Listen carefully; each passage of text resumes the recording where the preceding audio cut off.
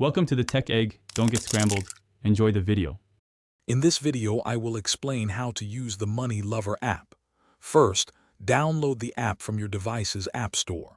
Once installed, create a new account or log in if you already have one.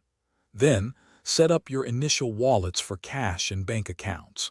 Finally, customize your income and expense categories to fit your financial habits. Now, let's assemble. Heat a griddle or large skillet over medium heat to ensure even. Once filled, carefully fold the empty half of the tortilla over the carne asada and cheese. Cook for about 2 to 3 minutes on each side, or until the tortilla is golden brown and crispy. The cheese should be completely melted and wonderfully gooey.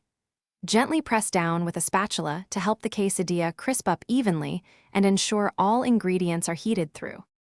After cooking, remove your perfectly golden quesadilla from the heat and let it rest for just a moment. This helps the cheese set slightly. Then, cut it into 2 or 3 triangular pieces, or however you prefer.